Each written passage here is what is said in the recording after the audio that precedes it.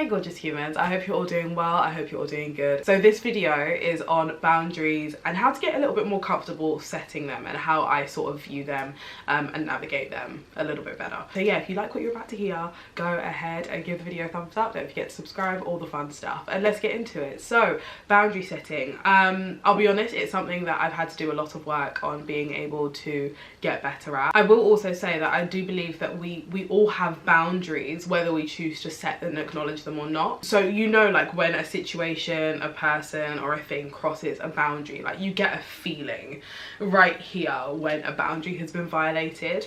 And yeah, so I definitely for a very long time struggled to set adequate boundaries with myself, with the people around me, and just in general. Really, it was something that was really hard for me because I think I felt very strongly like I was going to be letting people down or upsetting people or offending people, but at the same time, in not setting those boundaries, I was very much upsetting myself, disturbing my own peace, and then resenting the people that I was allowing to cross boundaries that they didn't know existed. And as I started really deciding that I wanted to gain more control over my life and regain that control, boundaries was one of the first places that I sort of had to go to and look to, because there just were none in place. I didn't even necessarily fully have an understanding of what mine even were, other than like a situational, oh, something's come up that's made me feel uncomfortable, maybe there's a boundary there.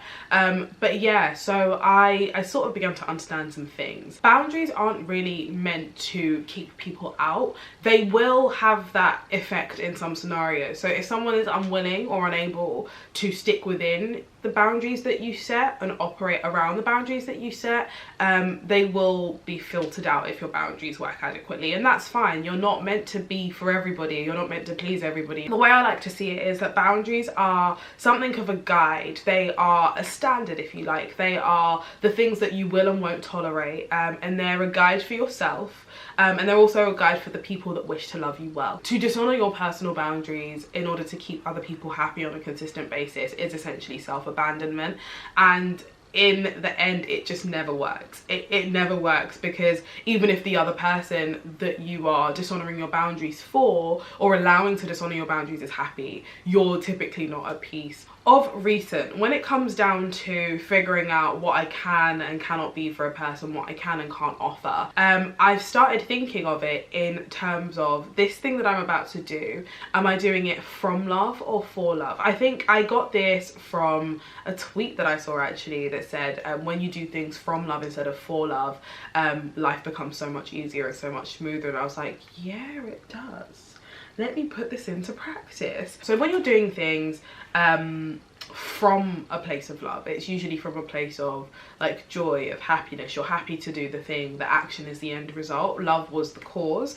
The action is the end. You don't necessarily have a particular desired outcome for the thing that you're doing. You don't expect a particular benefit, so to speak, and it kind of ties in with niceness versus kindness as well. It's kind of more so on the kind end of things, where you're just doing things from a place of love and a place of kindness and a place of wanting to give without expecting anything in return. When you're doing things for love, what I found is it's usually actually also from fear of being rejected, fear of being viewed as inadequate, fear of something typically is the driving force of that. And so you end up going into it with a really high expectation of what the outcome should be when you've done the thing, and so when you do a thing and then you don't get the outcome that you were wanting from the person that you've done it for, there's like a really strong sinking feeling of upset and maybe a little bit of resentment, because you've already crossed your own personal boundary,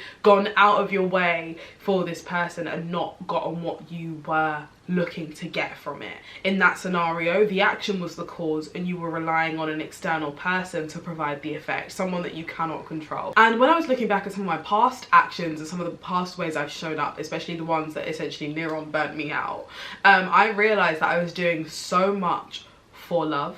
Like, I was doing a lot of things in order to be approved of, validated, chosen, accepted, and it led me very, very, very much down a people-pleasing path. What would happen is I would continue to show up when I didn't have the energy, didn't have the strength, was resenting it a little bit, and it just led to a lot of inner turmoil because I wasn't showing up for myself. I was hoping that in showing up for everybody else, they would show me that I was loved and useful, and that is just not sustainable. Doing things for love and for validation can often lead to us feeling overextended, burnt out, exhausted, drained, like we're running on zero all the time, and yeah, that's not fun. So these are some questions that I ask myself, and questions to ask yourself when you are sort of evaluating whether you might be doing things from or for love, and whether it might be worth setting a boundary instead. So my first one is, are you feeling a sense of resentment for the way in which you're about to show up? If so, it's likely that you're doing things for love as opposed to from. Set a boundary instead. Let the intended recipient of your action know that you can't show up in that way. Interpersonal relationships thrive on honest and open communication. The right people will get it. And as frustrating as it may be for the person having to sort of re-navigate things, it's better than allowing resentment to breed because you keep violating your own boundary. Another question that's useful to ask in evaluating whether we're showing up from love or for love is, do you have a particular outcome in mind that will determine whether the way that you showed up was worth it? If you don't get that particular outcome, will you feel like your mission failed or the way you showed up was a failure? And then dig a little bit deeper. Find out what that mission is. Find out what you were hoping to achieve. Investigate it. Let's say, for example, you were hoping to feel validated. See if you can meet that need for yourself. Let's say that you were hoping to feel chosen. Choose yourself. Let's say you were hoping to be perceived as useful. Be useful to yourself. Find ways to meet those emotional needs for yourself so that you're not relying on sort of overextending yourself in order to get that from another person. I think the last question that I'll touch on is a huge one for me. The last question is, are you only showing up for this person for fear of letting them down? If so, just stop. Just stop. That road leads to resentment. That is such a poor motivator, and I say this with so much love, so much compassion, and from so much experience. That is a surefire way to resent somebody. Humans are resourceful. They will find another way, but you overextending yourself for somebody purely because you fear letting them down at the expense of your own peace is just... ooh, it's a surefire way to emotionally injure yourself, and you just don't deserve that. A huge part of all of this is remembering that you are not responsible for the perception that somebody else has of you, just like they are not responsible for the perception that you have of them. What you are responsible for is yourself, the ways in which you choose to show up, both for yourself and for other people. Make the choice to set healthy boundaries for yourself and communicate those boundaries with the people in your life. The people that want to love you correctly will seek to get it. The people that aren't, for whatever reason, able to or willing to, will be filtered out, and that is okay. Like I said at the start, you do not have to be everybody's cup of tea. And the irony is, in choosing to show up for yourself and set healthy boundaries for yourself, you actually find that you're better able to show up for other people, and that when you do show up for those people, you are able to give them the best of yourself because you're not overextended, you're not exhausted all the time from doing everything and being everything for everyone else. Just choose yourself, set the boundaries that you need to set. It's an act of self-love to set healthy boundaries and be mindful of how you're feeling and acknowledge that and honor those things. You deserve to have healthy space for yourself, and you deserve to be surrounded by people who honor and respect your boundaries and do their best to do so. And you deserve to be, again, surrounded by people who you feel safe to communicate those boundaries with as well. So yeah, that is everything from me, guys. I hope you enjoyed this. I hope you found this useful. If you did, go ahead and give it a thumbs up. Don't forget to subscribe, do all of those fun things. I love you all so much, and I will see you in my next one. Bye.